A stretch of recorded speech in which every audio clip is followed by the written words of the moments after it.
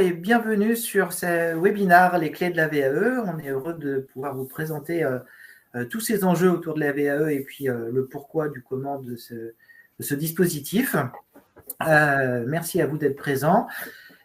Donc, dans l'ordre des choses, on va essayer de se présenter rapidement et ensuite on va dérouler sur les enjeux de la VAE et qu'est-ce que c'est que la VAE, comment ça fonctionne, comment ça se met en place. Et dans un premier temps, je suis ravi d'accueillir avec nous Marie et Marjorie qui sont là avec nous. Est-ce que vous pouvez vous présenter toutes les deux?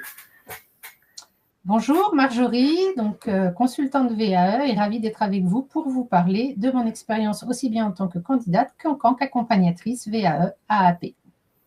Merci à toi, Marie. Bonjour à tous, Marie Briand, consultante en bilan de compétences et accompagnatrice à la VAE. Et je serai votre animatrice de chat. Donc, n'hésitez pas à poser vos questions via le chat.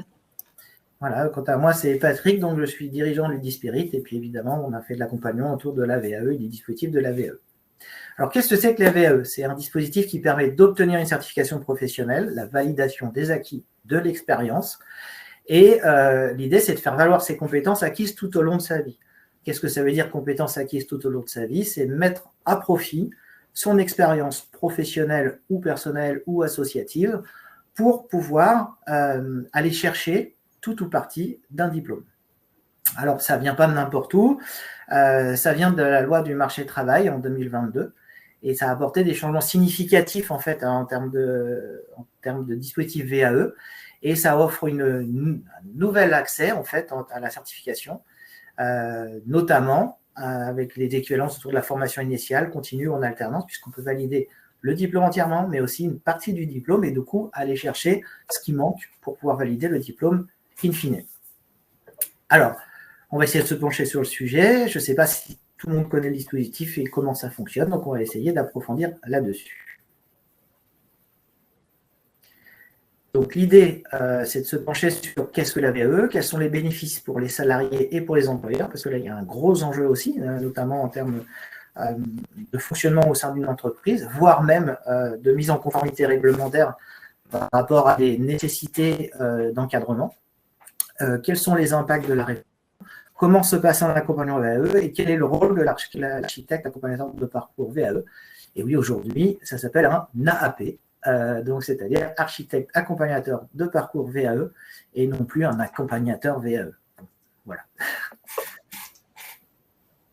Alors, juste avant de démarrer tout ça, un petit rappel sur qui nous sommes. Donc, l'Udispirit qui fait de la formation de la VAE, du bilan de compétences, et on fait partie d'un groupement, VasteRH, Carrière RH, l'Udispirit Business Création SOBIUS, au sein duquel on développe un certain nombre d'éléments, à savoir le bilan de compétences, les entretiens en entreprise, les entretiens pro, la formation, la création d'entreprise et la logique de replacement et d'accompagnement à la mobilité professionnelle. Aujourd'hui, on s'intéresse essentiellement à la VAE et on s'appuie sur nos convictions, c'est-à-dire comme objectif, le changement est une opportunité et réussite.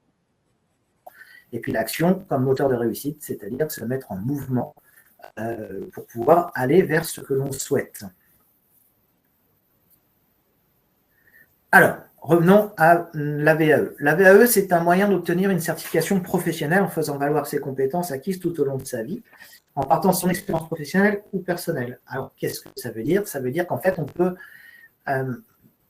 utiliser en fait tout son savoir acquis, que ce soit associatif, personnel, professionnel, à partir du moment où on est en capacité de pouvoir le justifier et l'expliquer référentiel du métier ou de la certification ou bref, que l'on cherche à obtenir. Alors, tout le monde peut accéder à une VAE, peu importe son âge, sa nationalité, son statut, son niveau de formation, etc.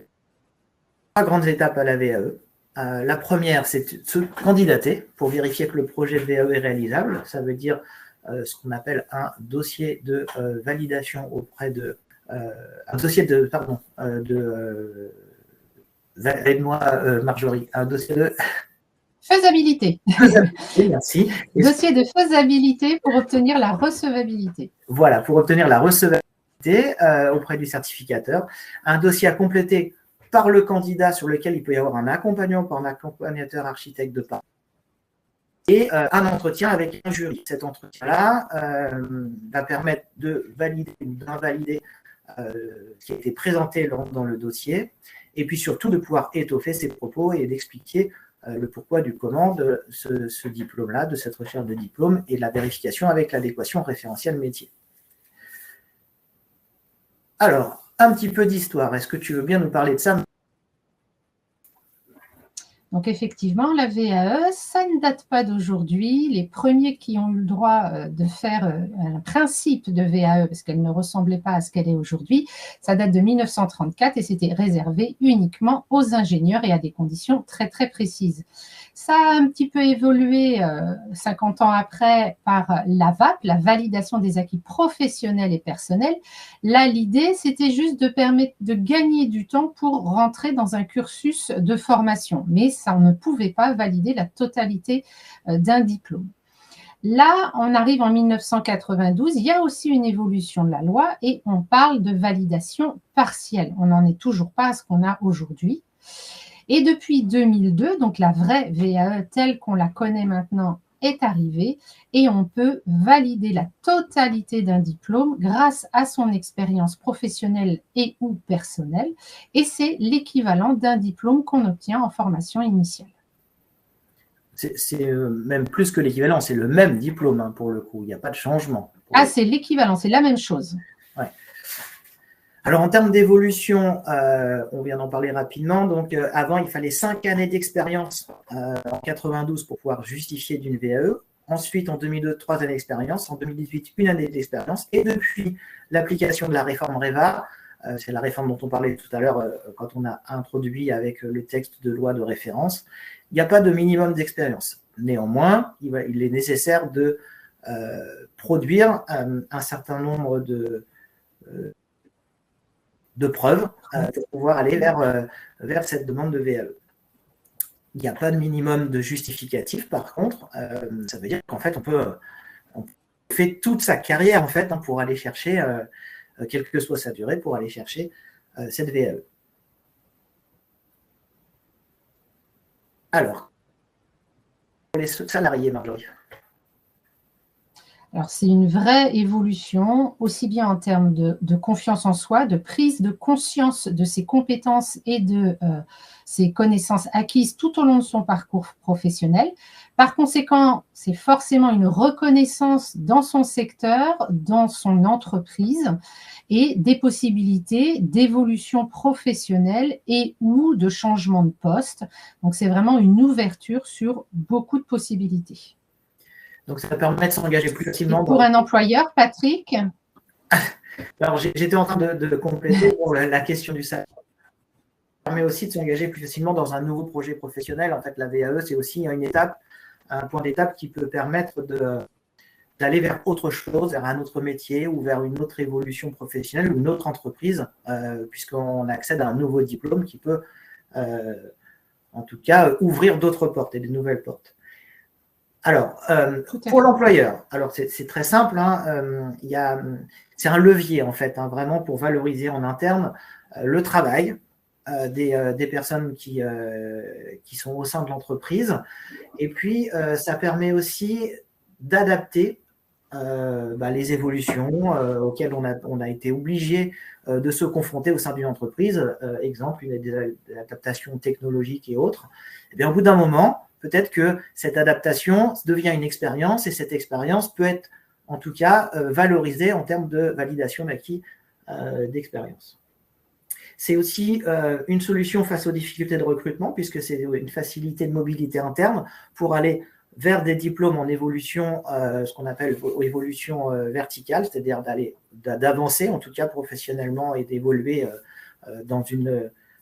sur des postes similaires ou en tout cas des postes à des fonctions managériales, ou de manière horizontale, c'est-à-dire qu'on a une connaissance transversale d'un certain nombre de diplômes, on peut aller chercher la VAE correspondante et donc du coup évoluer dans l'entreprise vers un autre poste, mais qui n'est pas le même que précédemment, mais avec un diplôme en parallèle et en adéquation, qui peut venir après avoir pris les fonctions dans ce nouveau poste ou avant, en amont de ce poste-là. Bref, ça facilite vraiment le travail au sein d'une entreprise et puis le travail avec la mobilité complète de l'ensemble des salariés. Et ça à tout niveau. C'est-à-dire que c'est pas seulement pour un bac plus 3 ou un bac plus 4 ou sur les RH ou je ne sais quoi. C'est vraiment sur l'ensemble des niveaux qui sont ouverts au niveau de la VAE.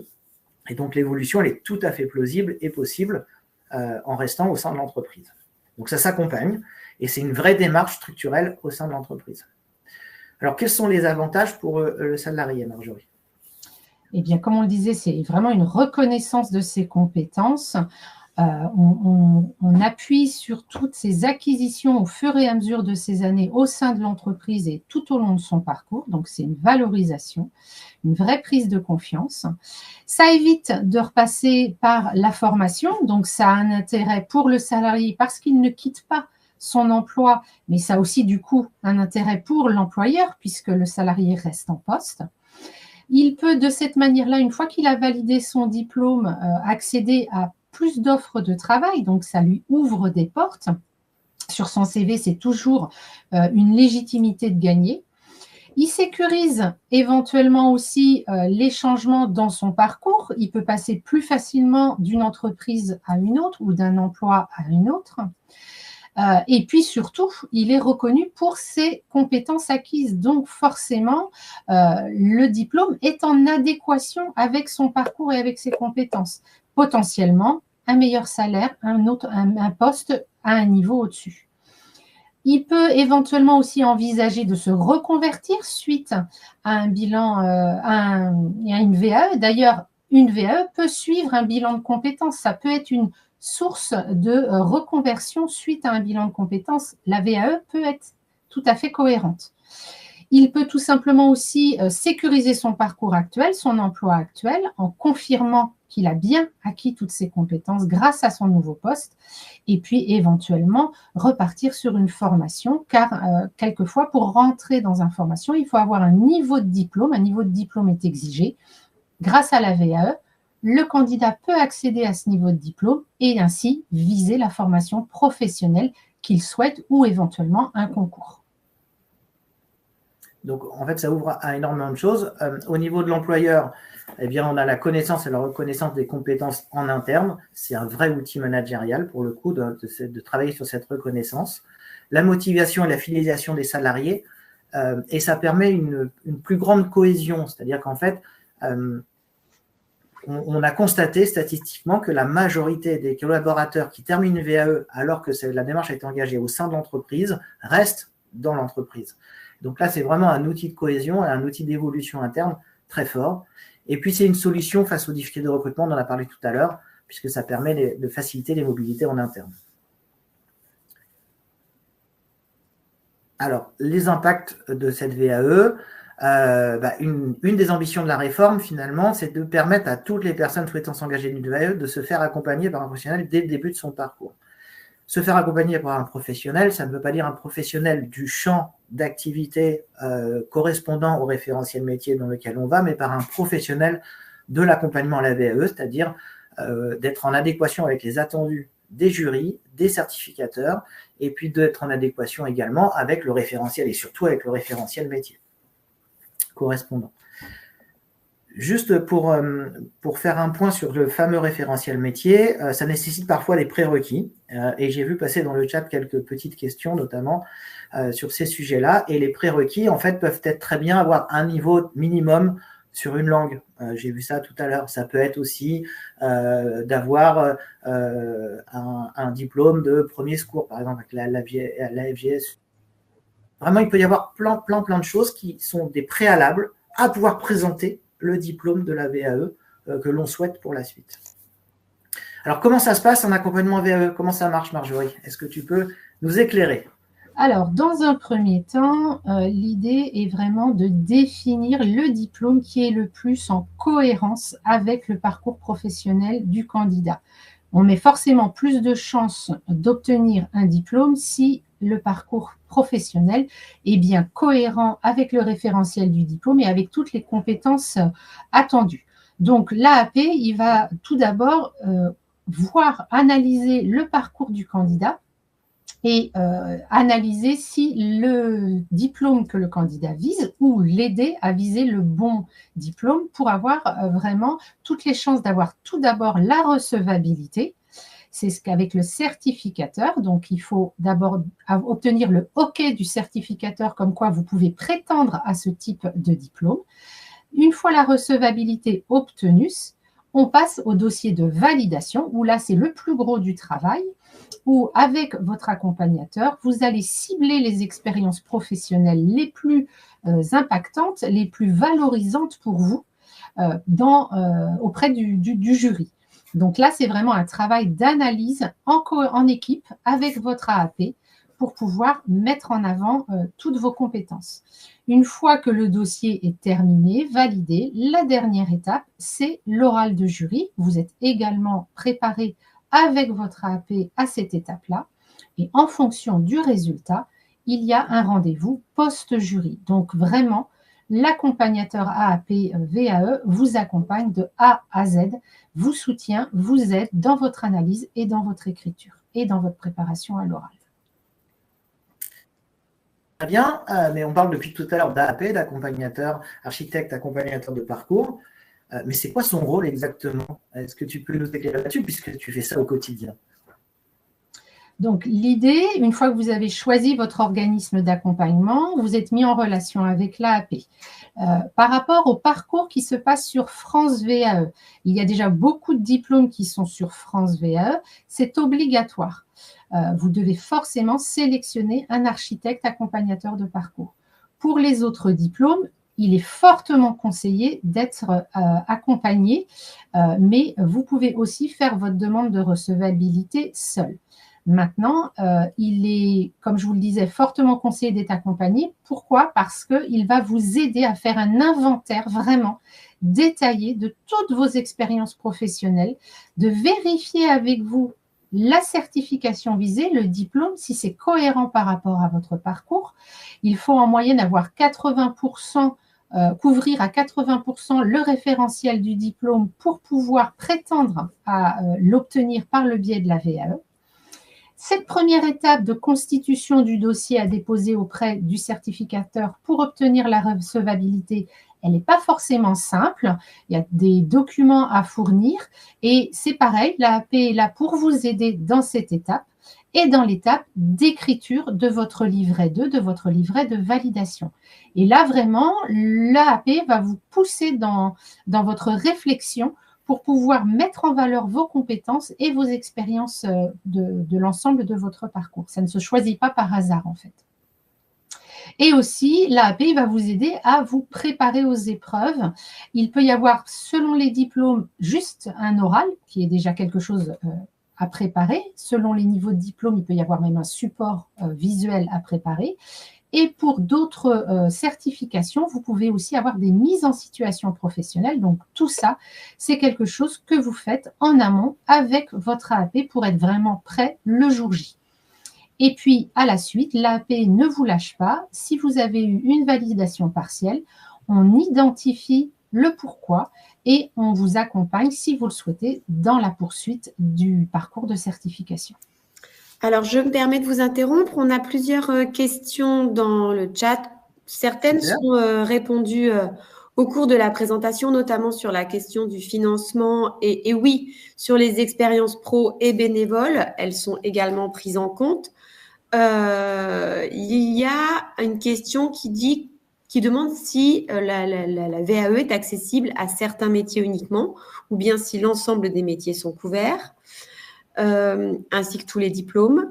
On a également, alors sur France VAE, le distinguo entre France VAE et les VAE que l'on peut trouver sur France Compétences, qui ne sont pas forcément reconnus sur un site et pas sur l'autre, notamment au niveau du titre pro formateur pour adultes.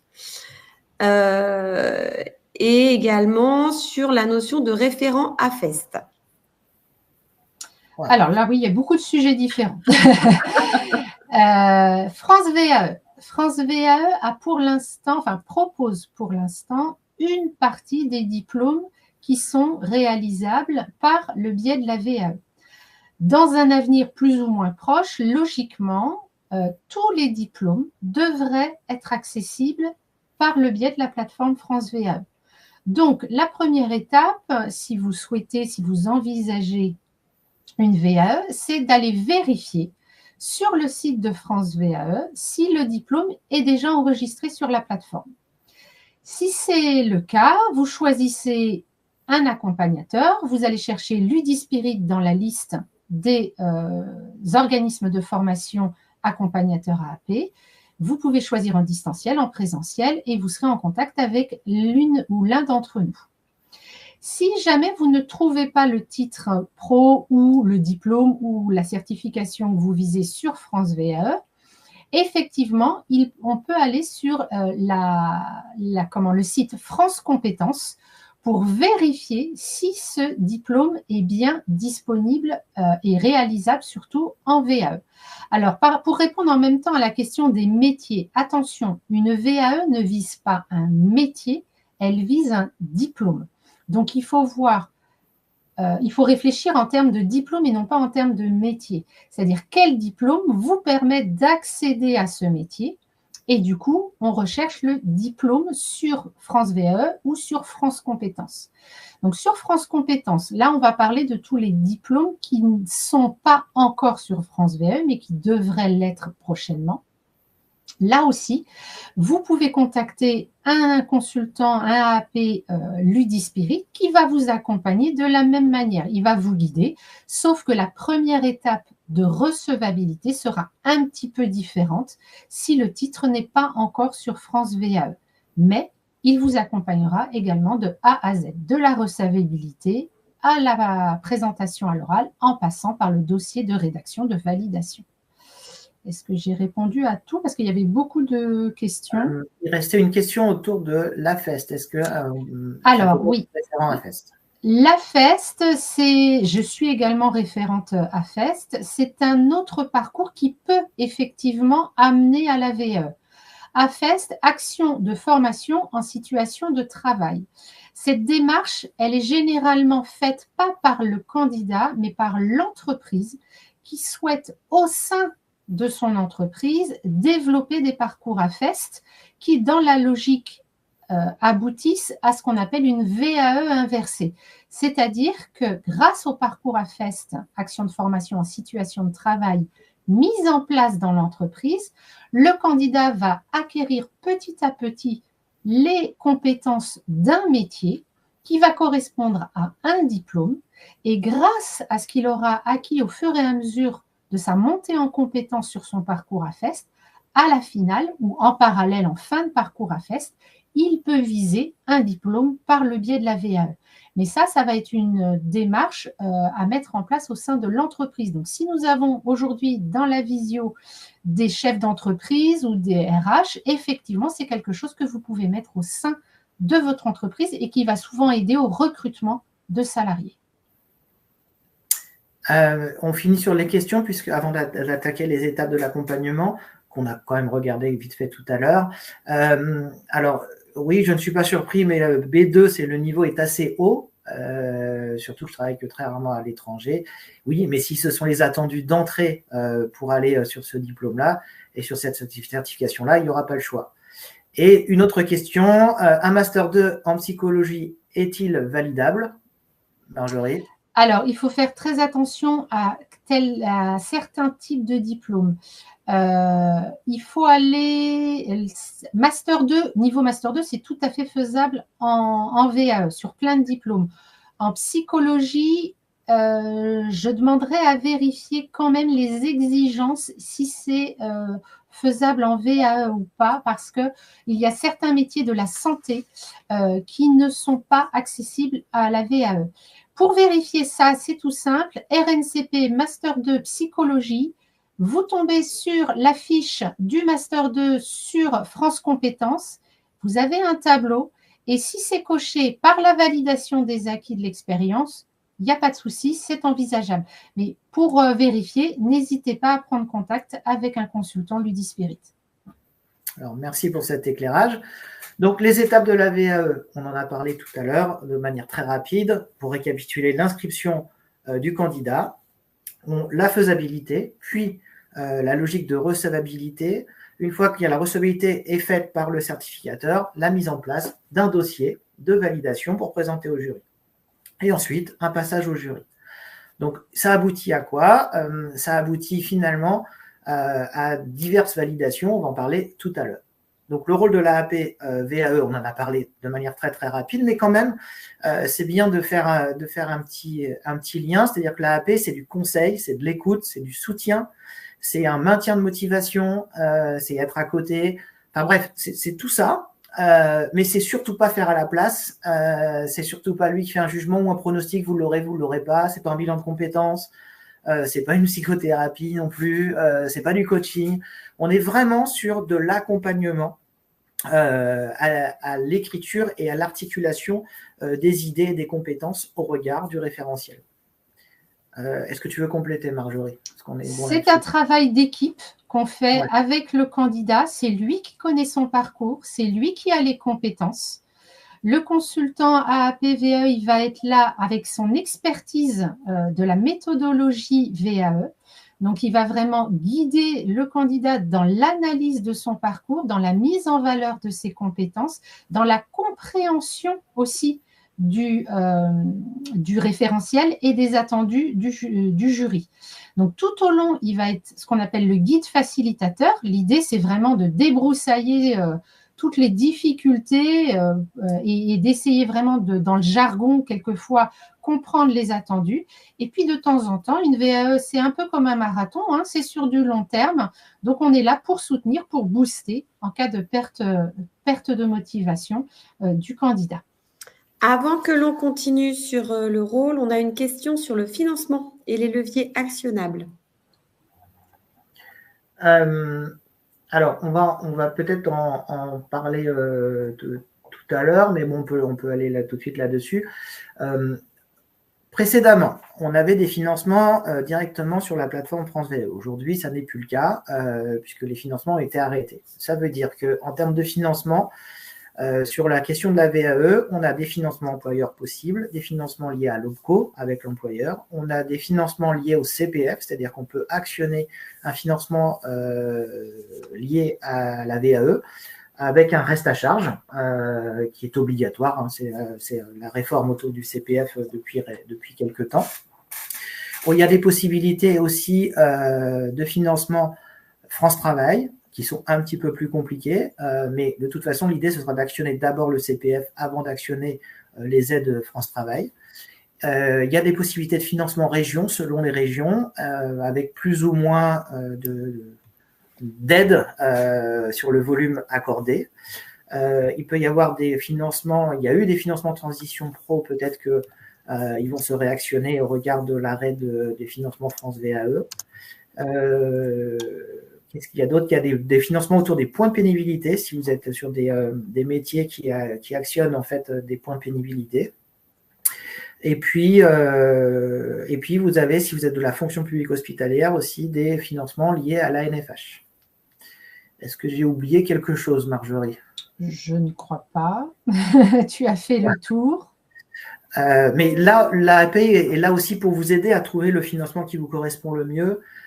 Et à vous accompagner là-dessus pour financer tout ou partie de cette VAE. Bon, voilà, une VAE, c'est quand même un coût, mais c'est aussi un marathon, comme tu le disais, c'est un truc de longue haleine qui va durer un petit moment. Hein.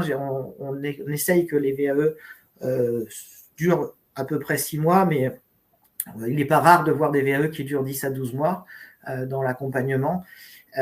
Pourquoi? Parce que oui, entre le démarrage, c'est-à-dire identifier son référentiel, la demande de financement, les acceptations de financement, l'écriture et la présentation au jury, ouais, c'est assez long en fait en termes de fonctionnement.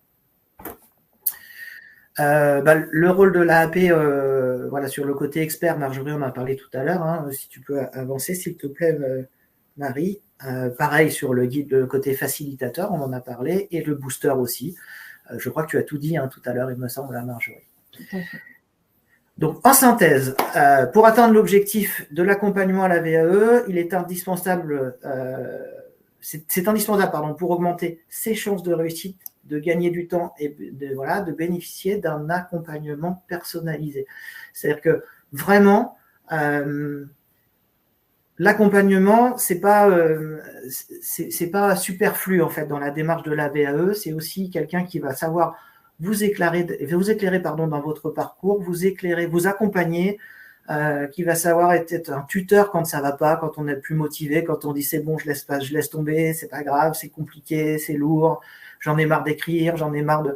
Oui, mais non en fait. C'est-à-dire que la compétence vous l'avez, la connaissance de votre métier, vous l'avez également. Donc vraiment, l'accompagnateur, c'est un tuteur, c'est un booster, c'est une aide personnalisée vraiment sur votre VAE. Et c'est un regard extérieur sur votre parcours professionnel, sur la rédaction de votre dossier, parce que quelquefois, quand on a le nez dedans et quand on connaît bien son métier, on ne l'exprime pas forcément. On ne met pas forcément toujours en valeur toutes ses compétences et ses connaissances. Les candidats souvent me disent en fin de parcours, mais j'ai pris conscience de toutes les compétences que j'avais acquises. En fait, j'y pensais même pas, je faisais ça par automatisme, parce que ça devient l'habitude. L'AAP est là pour vous aider à lever la tête, en fait, vraiment à lever la tête sur votre parcours, vos connaissances, votre savoir-faire, de croiser avec les référentiels correspondants. Et en croisant, on se rend compte qu'en finalement, on maîtrise énormément de choses. Alors, on a 2 questions. Comment devenir AAP, Marianne? Maria, contactez Ludispirit. Les formations AAP sont délivrées par Marjorie et de qualité, je confirme. N'hésitez vraiment pas. Et puis, on a également des questions par rapport au coût. Est-ce le même coût, quel que soit le diplôme visé? Est-ce qu'on paye l'accompagnement et la VAE? Comment ça fonctionne? Les gens ont besoin de précision sur ce fonctionnement-là. Marjorie? Alors, effectivement, selon les diplômes, le coût, alors en termes d'accompagnement, peut être le même si vous avez le même nombre d'heures pour votre accompagnement. Mais par contre, selon le type de diplôme que vous visez, par exemple d'un CAP, Bac Pro, CAP, BTS, ce sont les DAVA qui organisent votre oral. Et là, en plus de l'accompagnement de votre AAP-VAE, vous allez devoir payer le certificateur pour qu'il organise votre oral de jury. Parce que derrière, il y a des personnes qui vont recevoir votre dossier, qui vont le lire, donc ça prend du temps, et qui vont préparer votre oral, qui vont être là le jour J pour vous poser des questions, pour voir avec vous si vous avez bien toutes les compétences du diplôme.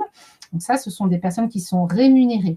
Donc le DAVA, ça va être aux alentours de 250 € en plus de l'accompagnement. C'est vraiment 2 paiements distincts que vous allez avoir à faire. Pour prendre l'autre extrême, si vous prenez des diplômes universitaires, là, vous avez l'accompagnement d'une part, qui peut être effectué par un consultant AAP Ludispirit, et d'autre part, vous allez devoir rémunérer aussi l'université pour la prise en charge, pareil, et l'organisation de votre jury. Donc ça, c'est pareil. Les coûts peuvent être très variables sur les universités, mais on est plus sur un coût proche de 1 000 €, voire plus pour un diplôme universitaire. Donc c'est pour ça qu'il est très important de se renseigner aussi bien sur le référentiel, le diplôme adapté, le certificateur qui correspond à ce diplôme. Donc voilà, il y avait, si vous n'êtes pas accompagné, c'est vrai qu'au début, on cherche un peu, on tâtonne un peu, alors qu'avec un consultant AAP Ludispirit, vous avez des chances de vous faciliter le chemin pour aller vers le bon certificateur et la bonne méthodologie VAE. Et alors, ça aboutit à quoi? Ça aboutit à une validation soit totale, ça veut dire qu'on vous dispense le diplôme de la même façon que si vous aviez participé au cours et au suivi de la formation initiale. Une validation parfois partielle, ça veut dire qu'on va vous accorder un certain nombre d'unités ou de modules, ou enfin bref, on va vous accorder une partie partielle du diplôme. Ça veut dire qu'il faudra aller chercher de manière complémentaire la partie manquante ou représenter une VAE pour la partie manquante. Et puis, parfois, il y a la non-obtention qui peut aboutir, in fine, au regard de plein de choses. Par exemple, il y a un plateau technique et je ne me suis pas préparé à ce plateau technique, et puis je peux me faire avoir en fait sur ce genre de choses-là, alors que les compétences sont bien décrites sur mon dossier de validité. Ça peut arriver. Il peut y avoir aussi une non-obtention parce que en fait, on n'est pas tout à fait en adéquation avec le référentiel. Généralement, l'AAP en fait est là pour lever en fait ces craintes. Et parfois, vous pouvez aussi avoir des accompagnements. On a déjà eu ça avec des gens qui disent non, mais je veux quand même faire ce diplôme. L'AAP prévient et dit non, là, je pense qu'on se trompe de référentiel. Et in fine, le jury, lui, s'en rend compte également. Et donc, ça devient compliqué. Donc, vous avez le droit de tenter, mais essayez d'être aussi parfois en adéquation et plutôt en phase avec le diplôme que vous allez présenter et pas trop gourmand. Voilà. On a des fois des gens et des demandes un peu farfelues sur la VAE, par exemple. Je n'ai jamais fait d'études et je veux faire une VAE et pour avoir un bac +3 du jour au lendemain, comme ça, sans avoir d'expérience. Non, ça ne marche pas comme ça, la VAE. Il faut quand même justifier d'expérience. Alors, on a une dernière question de Perrine pour la partie manquante quand on est sur une validation partielle. Est-ce que n'importe quel organisme fait l'affaire ou est-ce qu'il y a un référencement, Marjorie? N'importe quel organisme de formation, je suppose. Donc, accompagnateur, c'est ça? Ouais, ou certificateur, je pense. Ou certificateur. Alors, que ce soit pour un deuxième passage à la VAE suite à un premier passage avec validation partielle, les certificateurs reçoivent des candidats pour un premier passage ou un deuxième passage pour une validation totale ou pour une validation partielle. Donc oui, selon moi, si c'est bien le certificateur dont il s'agit. L'école, donc oui, l'école, c'est le certificateur. L'école, voilà. Donc logiquement, oui, il y a plusieurs solutions. Soit on retourne en formation pour obtenir le bloc, le module manquant, soit en ayant compris le pourquoi de cette validation partielle, on retravaille son dossier, on retravaille son oral, et oui, on peut se représenter au même certificateur, donc la même école ou le même centre de formation qui propose le diplôme.